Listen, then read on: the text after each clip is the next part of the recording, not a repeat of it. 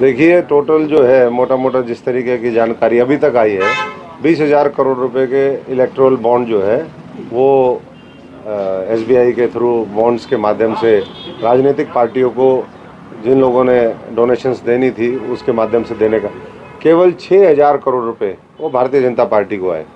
उसका जो है करीबन करीबन 2.5-3 गुना वो दूसरी पार्टियों को गया। तो कैसे चला गया? तो इसलिए केवल मुद्दा बनाने के लिए मुद्दाहीन विपक्ष जो मोदी जी को हटाना चाहता है, मैं समझता हूँ कि वो कामयाब नहीं हो पाएगा। सारे उनके जितने पैतरे हैं, जितनी चालबाजियाँ हैं, जितने षड्यंत्र हैं, देश के अंदर मिलकर के षड्यंत्र कर रहे हैं, विदेशी ताकतों के साथ मिलकर के षड्यंत्र कर रहे हैं, लेकिन षड्यंत्रकारी जो है वो सफल नहीं होंगे और ज़्यादा ताकत के साथ मोदी जी 2024 में उभर करके आएंगे। आज भी हमारे सब जगह पहले हम आए और उसके बाद अब जितने हमारे लीडर्स हैं उनसे संपर्क कर रहे हैं, जितने हमारे कार्यकर्ता हैं उनसे संपर्क कर रहे हैं। और इस होली में ही मैं समझता हूं कि आपको देखने को मिलेगा जोश। और गांव के दौरे हम 28-29 तारीख को शुरू करेंगे। और मैं समझता हूं कि बीजेपी जो है एकमात्र आज विकल्प इस देश के सामने। देखिए पहले वो बूथ कैप्चरिंग करवाते रहे, जब सत्ता में थे तो बूथ कैप्चरिंग के माध्यम से वो जीतते थे।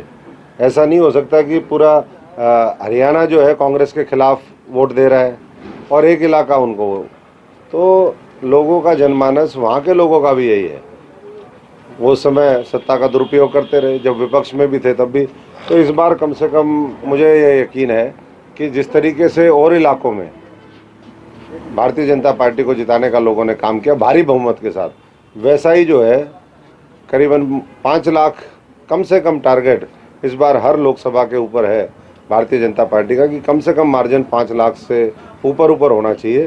तो वो भी वो करेंगे। 370 वोट हर बूथ पे बढ़ेंगे। तो सीधे सीधे जो है वो आप अंदाज़ा लगा सकते हैं, जहाँ 2000 बूथ हो तो 5-7 लाख का तो मार्जिन एक सीट पे वैसे ही आएगा।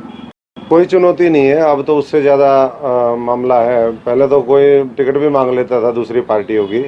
मेरे जैसे लोग लड़ते थे, सड़कों पे संघर्ष करते थे, तो लोगों को ये होता था नहीं भैया संघर्ष करने वाले लोग हैं। अब तो चोर लुटेरे डकैत टाइप जो लोग हैं उनका समूह बन गया है। वो ढूंढ रहे हैं कि भाई इससे गठबंधन कर लो, इससे गठबंधन कर लो, लेकिन कुछ नहीं होने वाला। तो पहले से बेहतर परिणाम वो देखने को इस हरियाणा के अंदर आपको मिलेंगे। मैं कहता हूँ और आसान हो जाएगा, क्योंकि 20 साल पहले तो मैदान छोड़ के चले गए थे। मैं तो यहीं रहा और मैंने पहले दिन जब मैं आया था लोग कहते थे भाई भारी है, ये है, वो है। 15 साल अशोक तंवर ने यहीं सेवा की, हारा जीता जैसा भी है। और यहाँ तो लोगों ने कभी अपना समझा ही नहीं इस इलाके को। और इसीलिए मैं समझता हूँ कि जब मौका मिला तब लूट के चले गए, जब मौका मिला इसको छोड़ के चले गए, लोगों को अपने हाल पे छोड़ दिया। तो इसलिए लोग जानते हैं कि मोदी जी की जैसे गारंटी है वैसे ही अशोक तंवर की गारंटी है कि सिरसा में रहेंगे, उनके लिए लड़ेंगे, उनकी सेवा करेंगे और इस इलाके की तरक्की सुनिश्चित करेंगे।